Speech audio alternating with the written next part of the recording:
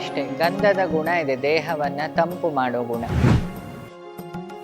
ಆ ಗಂಧಗಳು ಮೆಡಿಸಿನ್ ಥರ ಯೂಸ್ ಮಾಡುತ್ತೆ. ಇನ್ನೂ ಹೇಳಬೇಕಂದ್ರೆ, ಯಾಕಂದರೆ ಸನಾತನ ಧರ್ಮದ ಪ್ರತಿ ವಸ್ತುವು ಗಂಧ ಕಾಲುರಿ ಬರೋದು ದಿನ ಹಚ್ಚಿ ಮಲಗಿ, ಕಾಲುರಿ ಬರಲ್ಲ, ತಲೆನೋವು ಬರೋದು ಹೀಟಾಗಿ ಬರೋದು. ಹಿಂದೆ ಗಂಧನ ಇಷ್ಟು ಹಚ್ತಿದ್ರು, ಅದ್ರ ಹಿಂದೆ ಒಂದು ಮೆಡಿಕಲ್ ಸೈನ್ಸ್ ಉಂಟು, ಅದ್ರ ಹಿಂದೆ ಶಾಸ್ತ್ರೀಯವಾದ ಒಂದು ಲಾಜಿಕಲ್ ಸೈನ್ಸ್ ಇದೆ. ಶ್ರೀಗಂಧವನ್ನು ದೇವರ ಪ್ರಸಾದದಲ್ಲಿ ಯಾಕೆ ಯೂಸ್ ಮಾಡ್ತಾರೆ ಅನ್ನೋದೊಂದು ನಿನ್ನೆ ಯಾರೋ ಪ್ರಶ್ನೆ ಕೇಳಿದರು.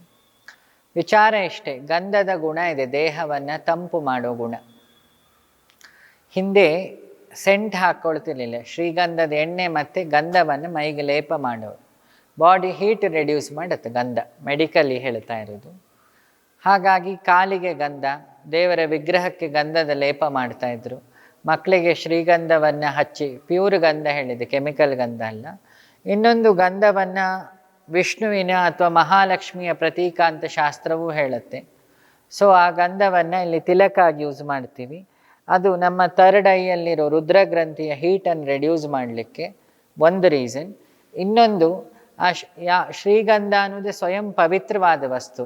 ಅದನ್ನು ದೇವರಿಗೆ ಯಾವುದೇ ಕಾಸ್ಮಿಕ್ ಪವರ್ ಇರೋ ವಿಗ್ರಹಗಳಿಗೂ ಅಥವಾ ಶ್ರದ್ಧೆಯನ್ನಿಟ್ಟು ನಾವು ಪೂಜೆ ಮಾಡೋ ವಿಗ್ರಹಕ್ಕೆ ಇಟ್ಟಾಗ ಅದರ ಎನರ್ಜಿ 24 ಗಂಟೆ, 12 ಹಗಲು 12 ರಾತ್ರಿ, ಒಂದು ಫುಲ್ ಸೈಕಲ್ ಇಟ್ಟಾಗ ಅದರ ಕಾಸ್ಮಿಕ್ ಆ ಪ್ರಸಾದದಲ್ಲಿ ಟ್ರಾನ್ಸ್ಫರ್ ಆಗುತ್ತೆ.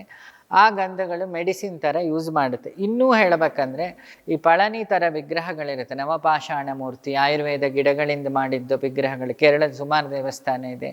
ಅನಂತ ಪದ್ಮನಾಭ ಕೇರಳದ್ದು, ಬಪೀಚ ಮೊಸಳೆ ಇರೋ ದೇವಸ್ಥಾನ ಇದೆಯಲ್ಲ, ಅದು ಫುಲ್ಲಿ ರಾಸಾಯನಿಕ ಶಾಸ್ತ್ರದಿಂದ ಮಾಡಿದ ಮೂರ್ತಿ. ಅದಕ್ಕಿಟ್ಟು ಗಂಧ ಹೈ ಮೆಡಿಸಿನ್.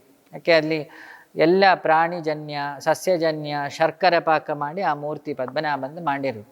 ಅದಕ್ಕಿಟ್ಟು ಗಂಧ ಸುಮಾರಕ್ಕೆ ಔಷಧಿ. ಆ್ಯಂಡ್ ಕಾಸ್ಮಿಕ್ಕು ಇದೆ ಅಲ್ಲಿ. ಅದನ್ನು ನಾವು ದಿನ ತಗೊಳ್ಳೋದ್ರಿಂದ ಇಟ್ ವರ್ಕ್ಸ್ ಆರ್ ಮೆಡಿಸಿನ್.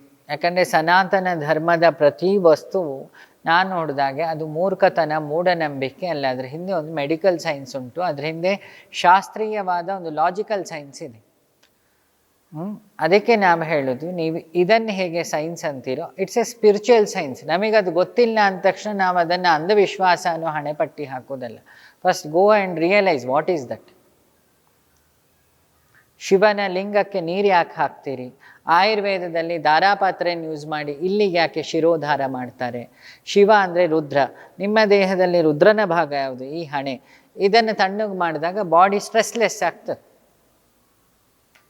ಅದಕ್ಕೆ ಹಿಂದೆ ಹುಚ್ಚಿಗೆ ಟ್ರೀಟ್ಮೆಂಟ್ ಕೊಡಬೇಕಾದ್ರು, BP ವೇರಿ ಆದರೂ ಆ ಶಿರೋಧಾರ ಮಾಡ್ತಾಯಿದ್ರು ಆಯುರ್ವೇದಿಕ್. ಇವತ್ತು ನೇಚರ್ ಕೇರ್ಗಳಲ್ಲಿ ಮಾಡ್ತಾರೆ. ಯಾಕೆ ನಮಗೆ ಟ್ಯಾಬ್ಲೆಟ್ ತಿಂತಾ ಹೋದಾಗೂ ನಮ್ಮ ಬಾಡಿ ಇಮ್ಯುನಿಟಿ ಹೋಗ್ತದೆ. It's addiction.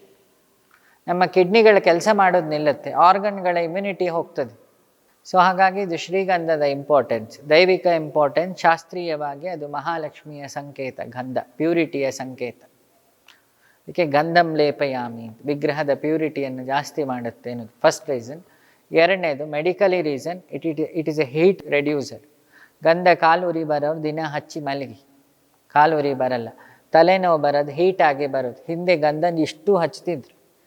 ತಮಿಳ್ ಪುರೋಹಿತರುಗಳು ಅಥವಾ ನಮ್ಮ ಶೃಂಗೇರಿ ಬದಿಯೆಲ್ಲ ನಾವು ನೋಡಿದ್ದು, ನನ್ನ ಅಜ್ಜ ಹಚ್ಚಿದ್ರು, ಇಷ್ಟು ಗಂಧ ಹಚ್ಕೊಳ್ಳು, ಮಧ್ಯ ಕುಂಕುಮ ಇಟ್ಕೊಳ್ತಿದ್ರು. ಆ ಗಂಧ ಲೇಪ ಮಾಡೋದ್ರಿಂದ ಅವರಿಗೆ ಸೈನಸ್ ಬರುವುದಿಲ್ಲ, ನರಗಳ ಮೇಲಿನ ಹೀಟ್ ರೆಡ್ಯೂಸ್ ಆಗ್ತದೆ. ಇವತ್ತು ಪಳನಿಯಲ್ಲಿ, ತಿರುಪತಿಲಿ ಮೊದಲೊಂದು ಅಭ್ಯಾಸ ಇತ್ತು, ತಲೆ ಕೂದಲು ತೆಗೆದ್ಮೇಲೆ ಅಲ್ಲಿ ಗಂಧ ಹಚ್ಚೋರು. ಯಾಕೆ? ಆ ಬಿಸಿಲು ನೆತ್ತಿಗೆ ಹೊಡಿಬಾರ್ದು ಅಂತ. ದೊಡ್ಡ ರೀಸನ್ ಅದೇ. ಅದು ಫ್ಯಾಷನ್ ಶೋ ಅಲ್ಲ. ನಾವದು ತಿಳ್ಕೊಳ್ಳೋಕ್ಕೆ ಹೋಗಲಿಲ್ಲ. ಅಯ್ಯೋ ಫುಲ್ ಮಿರಿಂಡೆ ಆಗಿದ್ದಾನೆ ಅವನ ತಲೆ, ಕಮೆಂಟ್. ಯಾಕೆ ಗಂಧ ಹಚ್ಚಿದ್ದಾರೆ? ಬೇರೆ ವಸ್ತುಗಳ ಪೇಂಟ್ ಹೊಡಿಬೋದಲ್ಲ. ಸೊ ಶ್ರೀಗಂಧದಲ್ಲಿ ಇದೊಂದು ಗುಣ ಇದೆ, it is A best heat reducer. ಹಾಗಾಗಿ ಗಾಯ ಆದಾಗ, ಹುಣ್ಣಾದಾಗ ಬಾಡಿಯ ಹೀಟ್ ಜಾಸ್ತಿಯಾಗಿ ಕುರಗಳೆಲ್ಲ ಆಗೋದು. ಹಳ್ಳಿಲಿಂದ ಗಂಧ ಹಚ್ಚೋರು ಔಷಧಿ, ಅಥವಾ ಹರಳೆಣ್ಣೆನ ಹಚ್ಚೋರು ಅದ್ರ ಮೇಲೆ.